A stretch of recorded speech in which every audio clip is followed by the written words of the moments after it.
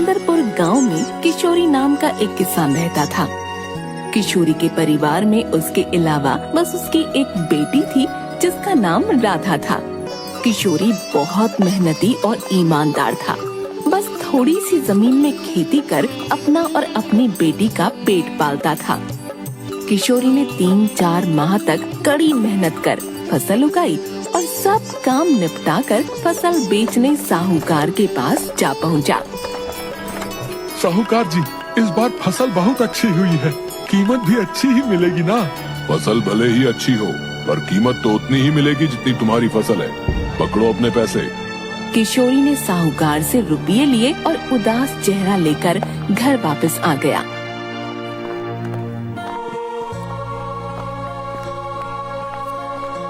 पिता को उदास देखकर राधा ने कहा, क्या हुआ पिताजी, आप परेशान क्यों हैं? क्या बताऊं बेटी, इतनी कम जमीन में कैसे गुजर बसर करेंगे? घर का खर्चा कैसे चलेगा? 2 वक्त के खाने का सोचना पड़ता है और अभी तक तुम्हारी शादी के लिए भी कोई गहना लत्ता नहीं जुटा पाया हूँ। पिताजी आप परेशान मत होइए, हम लोग अपने राजा के पास चलते हैं, वो हमारी समस्या का कोई न कोई समाधान जरूर करेंगे।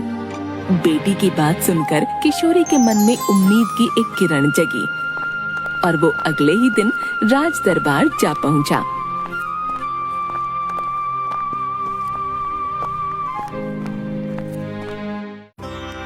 महाराज को मेरा प्रणाम।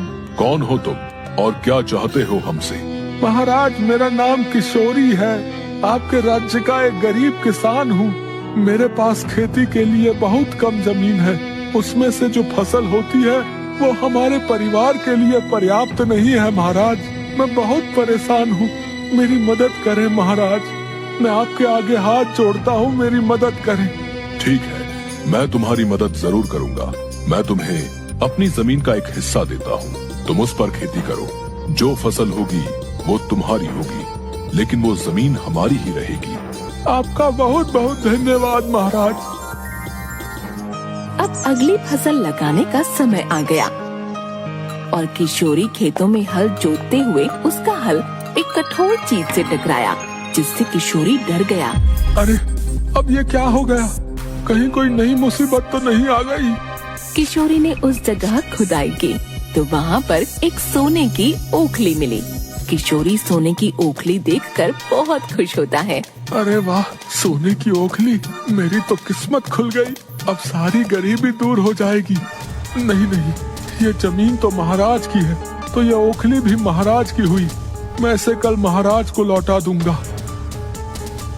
किशोरी ओखली लेकर घर आ गया।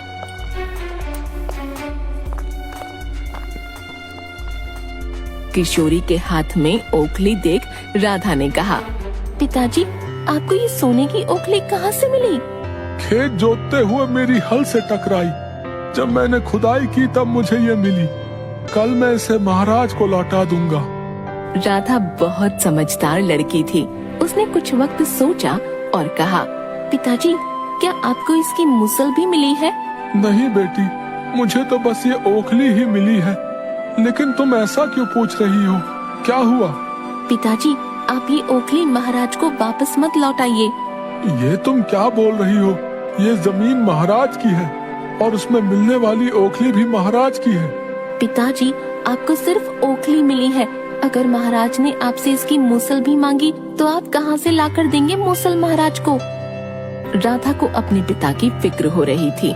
राधा ने सोचा कहीं पिताजी किसी मुसीबत में न पड़ जाएं। उसने फिर से किशोरी को कहा, पिताजी आप ऐसा मत कीजिए, हम इसे अपने पास रख लेते हैं। किशोरी बहुत ईमानदार था। उसने कहा, नहीं, हम इसे अपने पास नहीं रख सकते, मैं इसे महाराज को लौटा दूंगा। अगली सुबह किशोरी उठा और ओखली लेकर महल पहुंच गया। महाराज, मुझे कल खेतों में काम करते वक्त ये सोने की ओखली मिली। इस ओखली पर आपका अधिकार है, क्योंकि मैं आपकी जमीन पर खेती कर रहा था, इसलिए मैं इसे आपको सौंपता हूँ।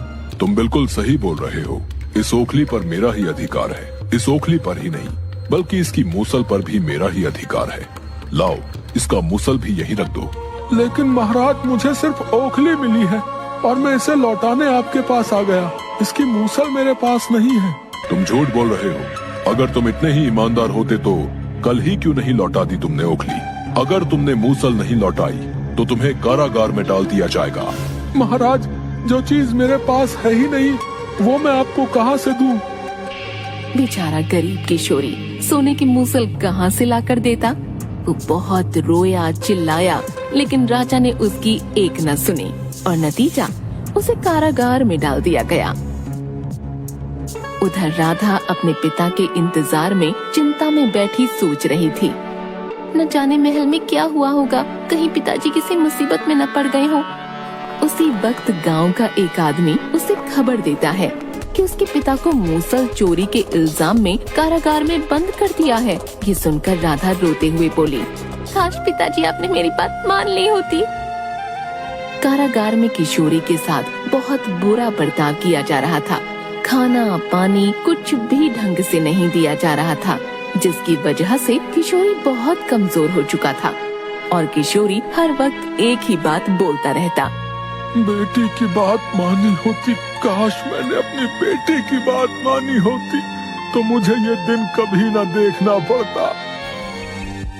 और एक दिन राजा ने उसे ये बोलते हुए सुन लिया और उसे अपने पास बुलाकर पूछा, ये तुम क्या बड़बड़ाते रहते हो?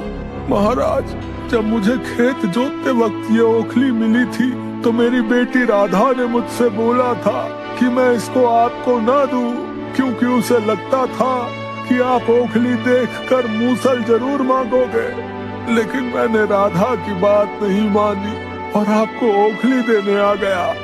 इस तरह किशोरी ने राजा को पूरी बात बताई और राजा को अपने किए पर बहुत पछतावा हुआ। राजा ने किशोरी को तुरंत रिहा कर दिया और कुछ दिन बाद राजा ने किशोरी की बेटी को महल में बुलाया।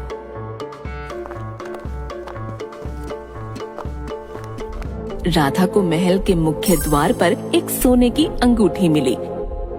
राधा ने महल में आते ही राजा को प्रणाम किया और कहा, महाराज, ये अंगूठी मुझे बाहर द्वार पर मिली है, इसे आप असली मालिक तक पहुंचा दें।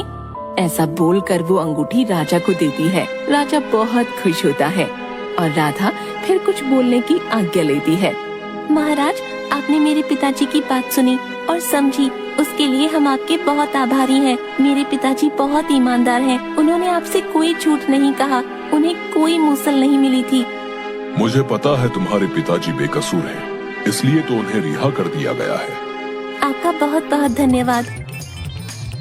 राजा ने दोनों बाप बेटी की ईमानदारी और बुद्धिमत्ता से खुश होकर राधा को राज्य के खजाने का मंत्री बना दिया।